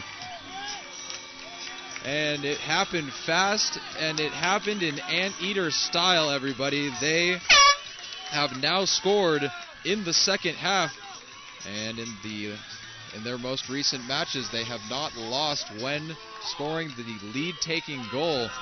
But we will counter that by having this statistic. CSUN Matadors, as of last game, were down by a goal and made the comeback. So it's up to you to figure out what's going to happen in the final 20 minutes of this particular match. 25, that is. Plays reset. Anteaters and the fans in the stands have newfound life. Lester Hayes III getting a chest on the ball, popping it forward. Samayoa picking it up at midfield. He's looking forward, has Camacho in support. Camacho has the trailer, and he'll go through to Barad, moving forward, trying to 1-2 it on through to Camacho. Hickman, he's been activated for sure. He's up in the offensive territory. 2 defenders back. That's Paul Schoenhofer Bartra and Trevor Morley. Schoenhofer Bartra goes up in the air looking for Imanios in the far side corner, and it didn't get to him. And now the ball coming forward for Lester Hayes III. Adam Hobbs, good play there to get it out, and that will be that's a foul for sure. Cardenas table-topping Samayoa as the ball was in the air, and he went up for it. Cardenas forgot that you got to get in the air to get a ball that's also in the air, and he took him down. Well, Morley will take this reset here and send it up the right part of the field looking for Barad. Barad chests it down. He's got Hickman in support. Barad turns his defender Janjigian. Sends it through the middle to Benavides. Benavides with some room trying to slide it to Levari. It's on Levari's foot. Clears it out wide to Victor Vasquez. Vasquez on the left side, working against Iwasa, sends one in, and that goes wide for a goal kick. 67th minute now at Anteater Stadium, 23 to play, and the Matadors trail 1-0. Well, good mounted attack there by CSUN. Didn't really pay an out for them, but it's always good news when shots are being taken, and now Breslin, the goaltender Breslin, that is, will boot the ball forward, and here we go. Ball in the air, and it's landing at about midfield. Imanios going up against a couple of Anteaters. Lester Hayes III getting his head on it. And now it's on Iwasa's foot, just past midfield. Iwasa and Cardenas going against the Matadors in the midfield. Matadors, CSUN coming out on top. Imanios getting the pass, and sliding in was Breslin. He didn't get the ball, though, and Imanios got the cross, and the cross was too far. Not targeted well enough to get that back post where number 9, Brian Barad, was lurking. And it will be another goal kick for the UC Irvine Anteaters. Checking in for the Anteaters, number 23, Dennis Martinez, and number 9, Mitchell Alvarez. In for Chris Santana and Enrique Cardenas. So new forward lineup for the Anteaters, perhaps a more defensive set of forwards up top as they have the goal lead and will look to maintain it as this second half will be concluding in the next 20 or so. And coming out strong is Martinez. His first touch sends the ball into the corner in his possession. A couple of Matadors, Shonafer Bartra and Hickman, had to come contain him, and he tried to get a cross in that was blocked down by Pohl, and it will be a corner kick for UC Irvine. We'll see who's going to come up and take it. Cardenas usually does from that side, but he has been taken out of this match for the sub, so it will be Mach German, number 8, going out to take it here. And Irvine likes to have support, and they have it. Number 15, Janjigian, coming up forward, looking to get the pass, and it was a ruse. He went into the box, blocked down by Camacho, and it will be a throw-in now for the UC Irvine. A throw-in for Janjigian, looking for Lester Hayes, kicked down by Shonafer Bartra, and cleared momentarily by Samayoa. Only out to Iwasa. Iwasa still with it in dangerous territory. The Matadors win the possession. Nico Camacho, Matadors running forward, finds Barad in support. Barad running up the right side. Tries to kick it across and is met by a defender, Tarek Morad, who was... he's still down. I mean, that's his fault on that play as Barad tries to switch it to the middle. Fernando Samayoa shot low on the ground, and that's wide and out of play in the 70th minute. A goal kick coming up, and the clock stops for the injured player, Murad.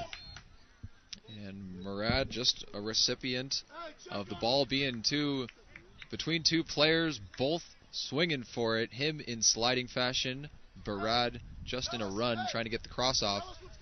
And he got the not as beneficial side of the exchange, as he is still down. And the training staff is waiting out here.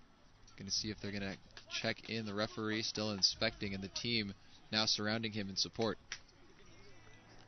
So just over 20 minutes to play in this match. The Matadors needing a goal to equalize.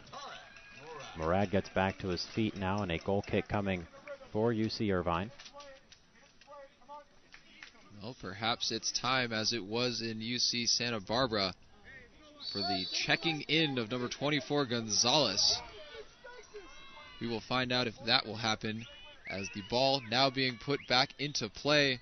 Goaltender Breslin puts it up in the air. Lester Hayes, the third, getting hang time, unable to grab the ball out of the air. Number 23 now with it. Martinez hounded by Matadors, and a sliding effort to keep the ball in was Hickman, and it did not succeed. UC Irvine, as UC Irvine has been doing all day, getting throw-in after throw-in to move the ball forward. That long throw-in by Janjigian looking for Hayes. Cleared out by the Matadors, and another throw actually was cleared out by the Eaters, trying to find a back pass through number 9, Mitchell Alvarez. Matadors have the throw. Hickman will take it for CSUN, and he'll go short to Samayoa. Samayoa went right back on to Hickman. Hickman quickly touches it up to Benavides, who's in the middle of the field coming across the center stripe. He'll find, that is Tercius, I believe, in the far side of the field. He'll funnel it on through to Camacho. Camacho, surrounded by Anteaters, forced to go backwards on through to Benavides. Benavides gets it in the air, hunting for the back post. Brian Barad up in the air, karate style, trying to keep it in. The Anteater, however, will get possession of the ball. and try to swing it up forward to the streaking Martinez. Martinez working with Lester Hayes III against Benavides. They come out on top. Lester Hayes with space. Not enough space, though, as 15 Samayoa hounding him from behind. He's ending up in the area of many Matadors trying to strip the ball from him. He'll go down. No foul on the play. He's still down as the play is coming across midfield on the foot of Camacho. Well, it's with Hickman now and back to Camacho. Camacho trying to funnel it up for Barad. Barad's got men in front of him. Camacho again. Sliding tackle by number 9, Alvarez. And back to Barad. Barad chips it through looking for Segui. Segui with a header pops it straight up in the air, and it's caught by Breslin in front of net. Well, Segui Lavari getting his head on the ball. That's always good news for the Matadors. Just didn't get enough on it. Save made by Breslin. He'll put the ball back into play. As it is tradition, goaltenders will go into the sky. It lands in midfield, bouncing back towards the net, out of bounds. CSUN throw-in. Hickman coming forward to get that throw. He's got Brian Barad going to the corner. He's got Camacho in support right in the center. He'll go over the top of Camacho looking for Benavides. And that ball cleared out by the Anteaters, and we're now on Trevor Morley's foot as he looks forward and will pick his option. He goes through to pull Shona for Bartra. Bartra directing traffic, fakes the kick, sends it in the air to the corner, and I believe that was meant for Hickman. Barad coming forward. Good hustle there by Brian Barad, although he is muscled off the ball by Jan Jigian, and it will roll out of play. Goal kick once again for the Tendi Breslin. That's Michael Breslin. Of course, his brother plays defense for him, Brian Breslin. And we have new substitutions coming on the field. Matadors have Snediger back in for Shonapur Bartra, Rivas in for Manios, and Velasquez in for Barad. Getting ready to reset play here is Breslin, and he'll get on it so everyone can enjoy more play-by-play commentary.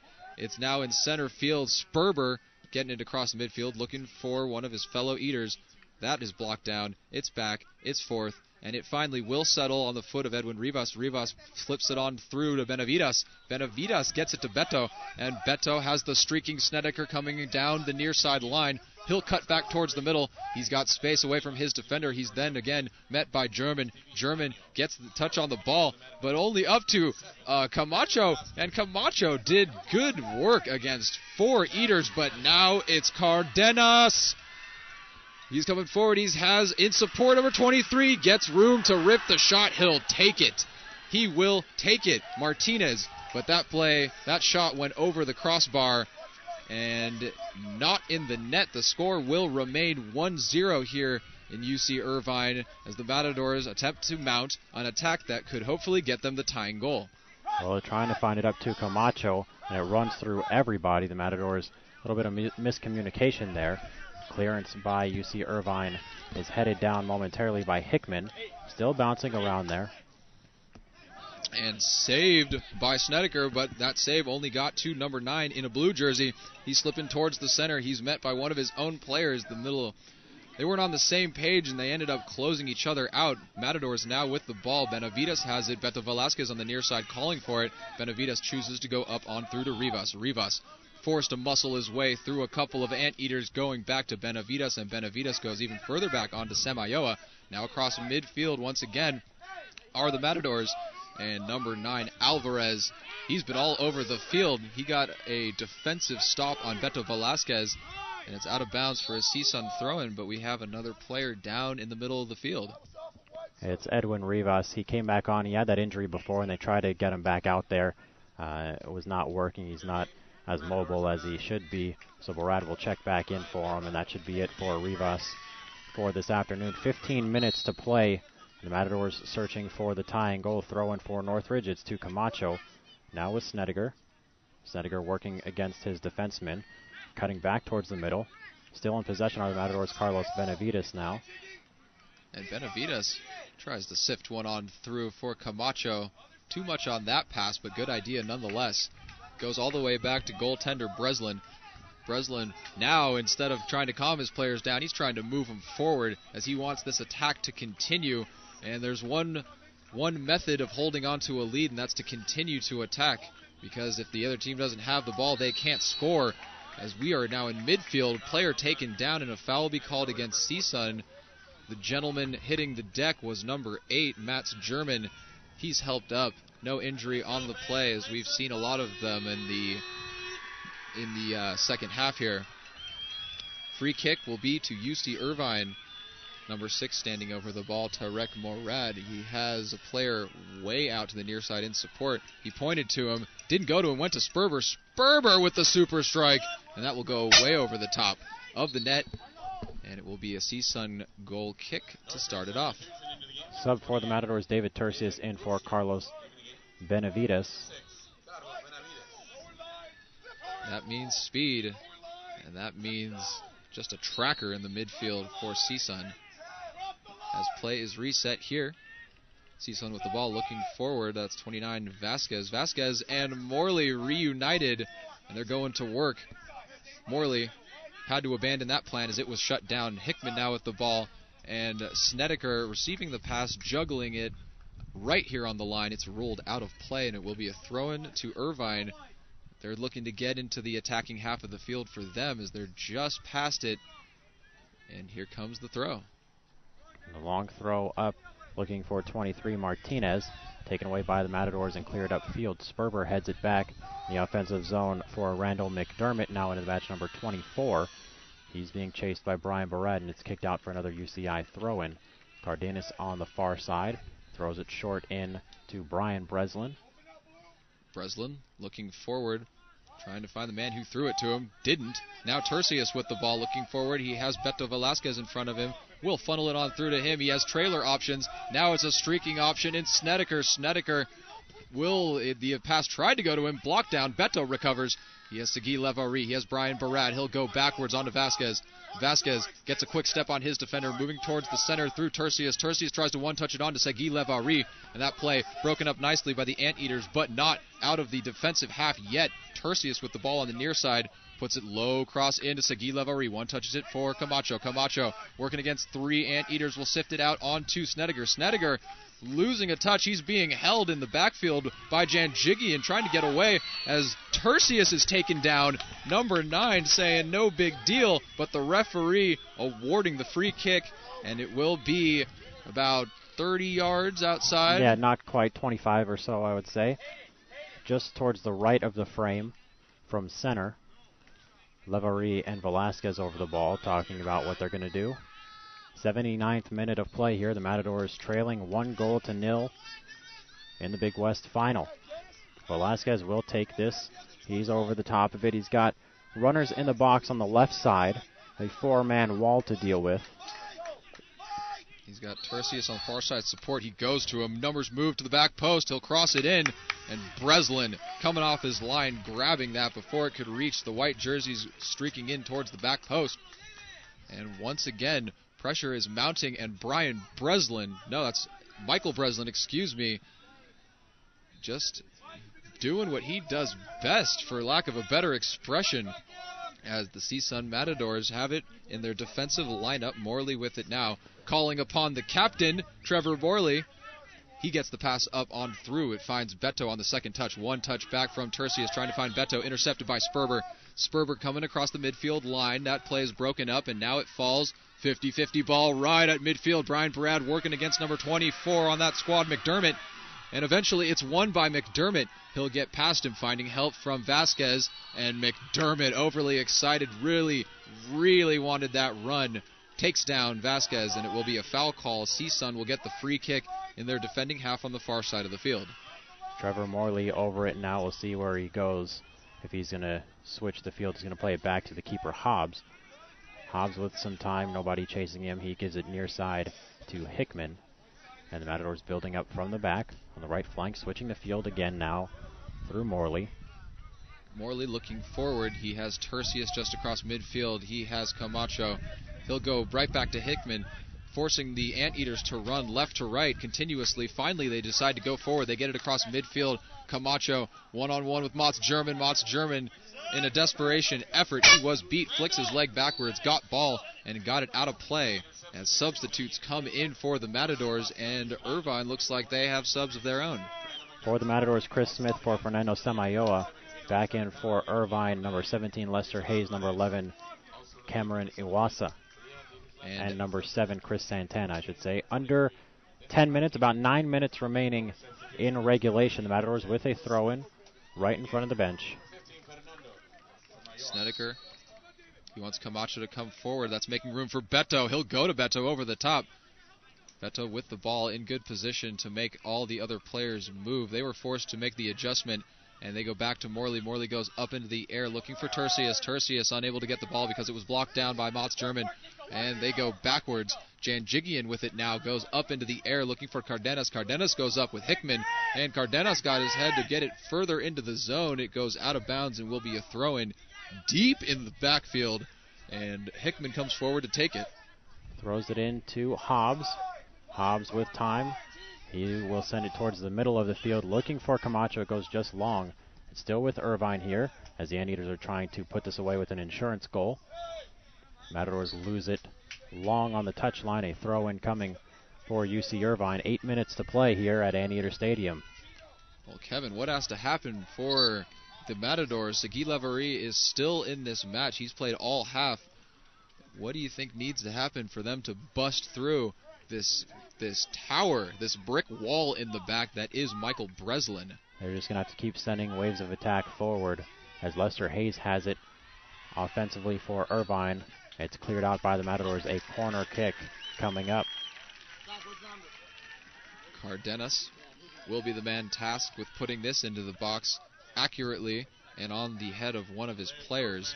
Paul Schoner for Barcher getting ready to check into the match as they get ready to set this kick up. Coming up, way up in support. This could be what everybody knows and loves about soccer. They're going to try and hold the ball in the corner to waste time off the clock. And yes, they will. Iwasa being hounded by both Camacho and Smith. And Iwasa miraculously pulls himself out of the corner, still with possession of the ball. Tercius had to come in to take it away from him, and Iwasa miraculously gets it back. And it was then cleared out off his first touch by Smith into the midfield, recovered and moved further into the attacking zone through number 6 on that squad. That is Tarek Morad. And it finally finds its way to the back line where Snedeker tried to save it from going out of bounds, and his kick will warrant a throw-in for UC Irvine. That throw goes closer towards the middle of the box, headed by Morley. Now cleared by Tercius to Brian Barad. The Matadors working the other direction now. Running forward, Brian Barad still with the ball. Tries to slot it on the ground for Segui. It's cleared out momentarily by UC Irvine to Snedeker. Matadors still with it now. And a sliding stop by Chris Santana. Back to the midfield line for CSUN. Chris Smith.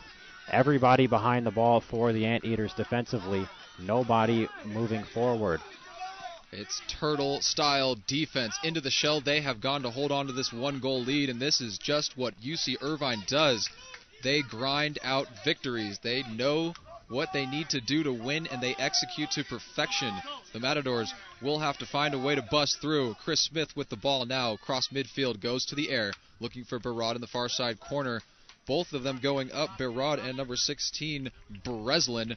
That is the Brian of the Breslins, and it will be out of play for a throw-in, and Brian Breslin did something not to the liking of Barad, and Barad had some words for him, and that really ignited the fans here.